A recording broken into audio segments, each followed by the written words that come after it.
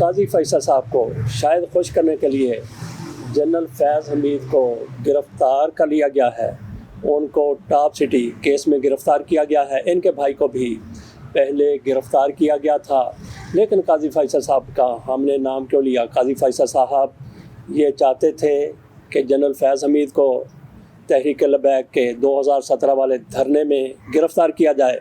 قاضی فیصل صاحب نے کئی مرتبہ کہا کہ ہم نے اپنے فیصلے میں واضح طور پر کہا تھا کہ یہی بندہ ہے جو اس دھرنے کے پیچھے تھا، لیکن اس کے خلاف کوئی کارروائی نہیں کی گئی۔ قاضی فیصل صاحب نے اس کمیشن کی رپورٹ کو بھی مسترد کر دیا تھا، جس میں کہا گیا تھا کہ اس معاملے میں نہ جنرل فیض حمید اور نہ ہی جنرل باجوہ ملوث تھے۔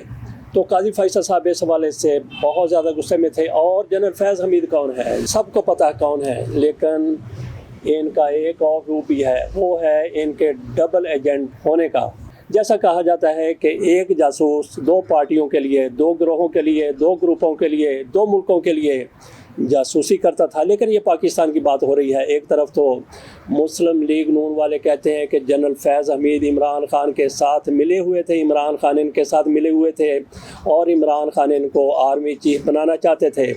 یہ مسلم لیگ نون کی طرف سے بڑا الزام لگایا جاتا رہا، لیکن خواجہ اعصم کی طرف سے حالیہ دنوں یہ کہا گیا ہے کہ جنرل فیض حمید مجھے جنرل باجوہ کے سسر کے گھر، اعجاز امجد کے گھر ملے تھے۔ انہوں نے کہا تھا کہ اپریل کا مہینہ ہے، جون میں ہم آپ کو پنجاب کی حکومت دے دیتے ہیں اور دسمبر میں آپ کو مرکز کی حکومت دے دیں گے۔ اس سے آپ اندازہ کر لیں کہ جنرل فیض حمید صاحب کس کے ساتھ ملے ہوئے تھے، ڈبل ایجنٹ کا کردار ادا کر رہے تھے یا پھر ٹرپل ایجنٹ کا کردار ادا کر رہے تھے۔ بہرحال ان کو گرفتار کر لیا گیا اور قاضی فیصل صاحب کی طرف سے ایک اور احسان کر دیا گیا ہے مسلم لیگ نون پر۔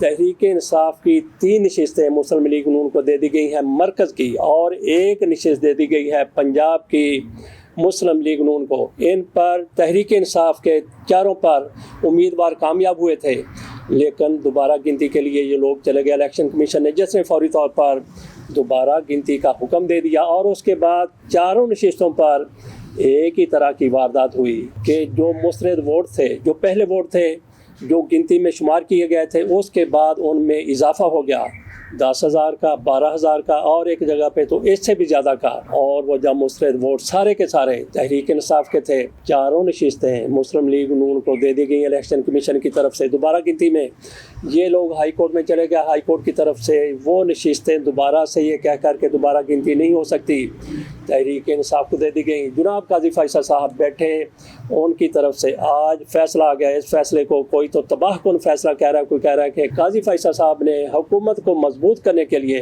اور حکومت کو بچانے کے لیے یہ نشستیں دے دی ہیں، اور 2/3 اکثریت کے لیے قاضی فیصل صاحب کی طرف سے یہ ایک پہلا اقدام ہے۔ یہ آپ کے سامنے رکھ رہے ہیں سمیع ابراہیم صاحب اور مریم نواز خان کے جو ویلاگ ہیں، اس کے ساتھ صدیق جان کی طرف سے بھی یہی کہا گیا ہے۔ یہ آپ کے سامنے ہم نے ان کے تھامنے رکھ دیے۔ یہ فیصلہ جو قاضی فیصل صاحب کی طرف سے کیا گیا ہے، 2 جج صاحبان ان کے ساتھ اور بیٹھے ہوئے تھے، ایک تو نعیم افغان صاحب تھے بلوچستان والے، اور ایک سندھ ہائی کورٹ سے آئے ہوئے جسٹس عباسی صاحب تھے۔ عقیل عباسی صاحب نے اس فیصلے سے اختلاف کیا، انہوں نے کہا نہیں، تحریک انصاف کی یہ نشستیں ہیں مسلم لیگ نون کو نہیں مل سکتی، لیکن قاضی فیصل صاحب نے دوسرے جج صاحب کے ساتھ مل کر یہ نشستیں مسلم لیگ نون کے کھاتے میں ڈال دی، مسلم لیگ نون کو دے دیں۔ کل تک جو لوگ بات کر رہے تھے کہ خصوصی نشستوں کے حوالے سے جو 2 ججوں کا فیصلہ ہے اس کو کس طرح سے نظر انداز کیا جا سکتا ہے، تو کیا اب وہ یہ بات کریں گے کہ جو ایک جج کا فیصلہ ہے، عقیل عباسی کا فیصلہ ہے، کیا ان 2 ججوں کے فیصلے کی طرح ان کی بھی کوئی مستند حیثیت ہے یا نہیں ہے، یا پھر آپ لوگوں کا دورہ معیار ہے؟ یہ خبر ہم نے لی ہے قاضی فیصل صاحب کے رائٹ ہینڈ مین، اور قاضی فیصل صاحب کے کچھ لوگ تو کہتے ہیں یہ ٹاؤٹ ہیں، یہ ایجنٹ ہیں، یہ گماشتے ہیں۔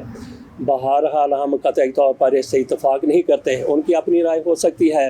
قیوم صدیقی صاحب کی طرف سے بڑے خشوع و خضوع کے ساتھ، بڑی محنت کے ساتھ، بڑی محبت اور پیار کے ساتھ یہ خبر دی گئی ہے کہ کس طرح سے تحریک انصاف کے یہ لوگ فراز نون، بلال اعجاز اور احسان ورد، ان کی نشستیں مسلم لیگ نون کے حوالے کر دی گئی ہیں، اور رانا ارشد جو ننکانہ صاحب سے ہارے ہوئے تھے، ان کے کھاتے میں بھی کوئی 10,000 ووٹ ڈال کر، مسترد ہونے والے ووٹ ڈال کر ان کو بھی جتوا دیا گیا ہے۔ دیکھتے ہیں کہ قاضی فیصل صاحب اس حکومت کو 2/3 اکثریت دلانے کے لیے اور کس کس کا سر لیتے ہیں، کس کس کی شکست کا باعث بنتے ہیں اور کس کس کے سر پر جیت کا ہار رکھتے ہیں۔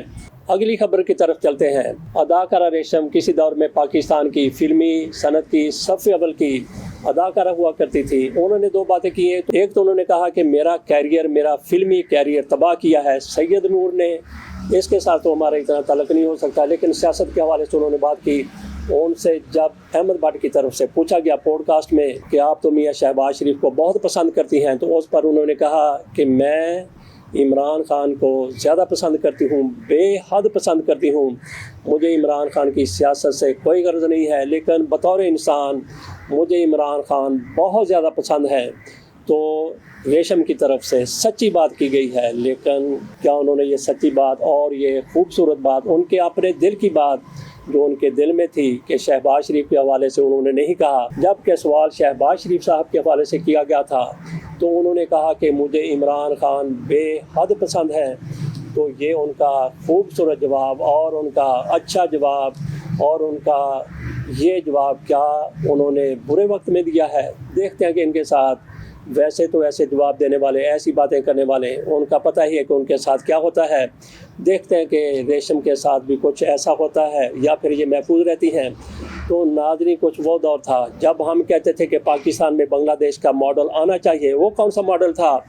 وہ 2006 سے 2008 کا ماڈل تھا، جب وہاں سے ایک ایسی حکومت بنائی گئی تھی، عبوری حکومت بنائی گئی تھی، جس کے ذمہ یہ لگایا گیا تھا کہ آپ نے احتساب کرنا ہے، اپنے معیشت کو بہتر بنانا ہے۔ اس حکومت کی طرف سے 2 سال میں کیا کچھ کیا گیا اس پر تو کوئی رائے نہیں دی جا سکتی، لیکن وہ عبوری حکومت 2 سال تک قائم رہی تھی۔ پاکستان میں ہم لوگ مر رہے تھے، پاکستانی سیاستدان، پاکستانی بڑے بڑے دماغ، پاکستانی دانشور کہہ رہے تھے کہ پاکستان میں بنگلہ دیش ماڈل لایا جائے، 2 سال کے لیے قومی حکومت بنائی جائے، ساری پارٹیاں اس میں شامل ہو جائیں۔ اس حوالے سے جب بھی پاکستان میں حالات تھوڑے سے مخدوش ہوتے تھے، جب بھی انتخابات آتے تھے، تو یہی بات کی جاتی تھی کہ پہلے احتساب کر لیا جائے، پہلے پاکستان کی معیشت کو مضبوط کر لیا جائے، اس کے بعد پھر انتخابات کروا لیے جائیں۔ تو اس طرح سے ہمارے بڑے بڑے دانشور اور ہمارے بڑے بڑے سیاستدان مرے جا رہے تھے کہ پاکستان میں بھی وہی بنگلہ دیش ماڈل ہونا چاہیے۔ بنگلہ دیش میں وہ ماڈل چلا یا نہیں چلا، بہرحال 2 سال تک وہاں پہ عبوری حکومت رہی تھی۔ یہ ماڈل ہم پاکستان میں اپنانے کی پوری کوشش کرتے رہے، وہ ماڈل تو پاکستان میں کبھی اب تک نہیں آ سکا، لیکن پاکستان میں آج کا وہاں پہ جو رائج ماڈل ہے وہ پاکستان میں گھستا ہوا چلا آ رہا ہے بڑی تیزی کے ساتھ۔ آج کا وہاں پہ کیا ماڈل ہے؟ حسینہ واجد کو وہاں سے نکال باہر کیا گیا، ان کی پالیسیوں کی وجہ سے، ان کے مظالم کی وجہ سے، انہوں نے جس طرح سے سیاست کا بیڑا غرق کیا ہے۔ بہرحال اب وہاں پہ عبوری حکومت کی اس لیے ضرورت نہیں رہے گی، کیونکہ انہوں نے معیشت کو کامیاب کر لیا تھا، معیشت کو مضبوط کر لیا تھا، لیکن ان کے باقی مظالم کی وجہ سے ان کو اپنا وطن، اپنا ملک چھوڑنا پڑا۔ اور اس کے بعد ان کے قاضی کے ساتھ کیا ہوا؟ مطالبہ کیا کہ ان کے چیف جیسے عبید الحسن صاحب کو ہٹایا جائے، وہ ہٹ نہیں رہے تھے، تو طلبہ کی طرف سے ان کے گھر کا گھیراؤ کیا گیا۔ کچھ لوگ تو کہتے ہیں کہ ان کے گھر میں لوگ گھس گئے تھے اور انہوں نے بھاگ کر وہاں سے جان بچائی۔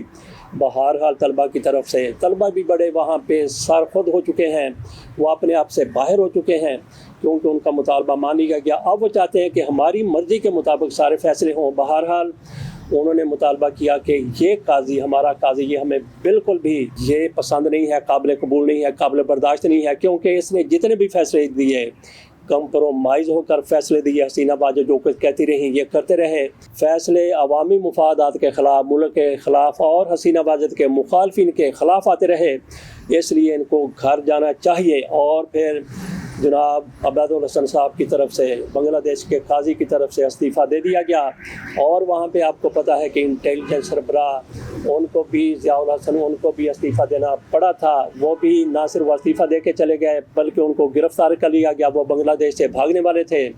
اور اس کے ساتھ ساتھ وہاں کے جو وزیر داخلہ تھے اسدالزمان خان شاید ان کا نام ہے، ان کے بارے میں خبر آ گئی تھی کہ ان کو الٹا لٹکا کر ہجوم نے مار دیا ہے۔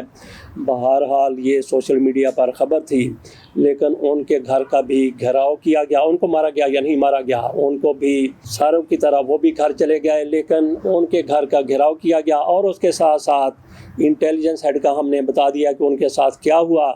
اس کے ساتھ وہاں پہ جو چیف تھے, پولیس چیف تھے, ان کو بھی گھر بھیج دیا گیا. جتنے ڈپٹی کمشنر تھے, جتنے کمشنر تھے, سب کو گھر بھیج دیا گیا. وہاں پہ اب یہ ماڈل چل رہا ہے اور پاکستان میں وہ ماڈل گھسا چلا رہا ہے. ایک ماڈل کو ہم اپنانا چاہتے تھے, اس سے ہم جان چھڑانا چاہتے ہیں, لیکن وہ تیزی کے ساتھ پاکستان میں گھستا چلا آ رہا ہے. دیکھتے ہیں کہ خیمے میں, ٹینٹ میں کب پورے کا پورا اونٹ گھس جاتا ہے. اس کا انتظار کرنے کی ضرورت ہے. اگلی ویڈیو میں ہم بات کریں گے, اگلے ویلاگ میں ہم بات کریں گے ارشد ندیم کی. اور ان کے بارے میں کہا جاتا ہے کہ یہ شہباز شریف صاحب کا لگایا ہوا پودا ہے. یوتھ فیسٹیول پاکستان میں ہوا تھا, وہیں سے نکل کر سامنے آئے تھے. ان کی والدہ کیا کہتی ہیں, ان کے گھر والے کیا کہتے ہیں, خود یہ کیا کہتا ہے. ان کو چٹیں دے دی گئیں, پرچیاں دے دی گئیں کہ یہ پڑھنا ہے. اس بیچارے نے پڑھ دیا, بہت اچھا کیا اس نے پڑھ دیا, کیونکہ ان لوگوں کا مقابلہ اس سے نہیں ہو سکتا. آخر میں چلتے چلتے بات کر لیں کہ شیخ رشید صاحب کی طرف سے ایک پیش گوئی کی گئی ہے. انہوں نے ایسا لرزا کے رکھ دیا جو کچھ ان کی طرف سے کہا گیا ہے. انہوں نے کہا کہ 15 اگست سے لے کے 20 ستمبر تک پاکستان میں نئی حکومت آ جائے گی, پاکستان میں ٹیکنوکریٹس کی حکومت آ جائے گی. یہ شیخ رشید کی طرف سے کہا گیا ہے. انہوں نے کسی انفارمیشن کی بنیاد پر کہا ہے یا انہوں نے چھوڑ دی ہے. انہوں نے اگر چھوڑی ہے یا کسی انفارمیشن کی بنیاد پر کہا ہے تو یہ آج کے حکمران لرز کر رہ گئے ہیں, کانپنے لگ گئے ہیں. جس طرح سے بنگلہ دیش ماڈل پاکستان میں گھستا چلا آ رہا ہے, تو اس سے تو یہی لگتا ہے کہ ٹیکنوکریٹ حکومت آئے یا کچھ اور آئے. ان کا گھر جانا ٹھہر گیا ہے. قاضی فیصل صاحب جتنا بھی زور لگا لیں ان کو بچانے کی, لیکن اوپر جو فیصلے ہو چکے ہیں اس سے بادی و نظر میں یہ لوگ جاتے ہوئے نظر آ رہے ہیں. اجازت, اللہ حافظ.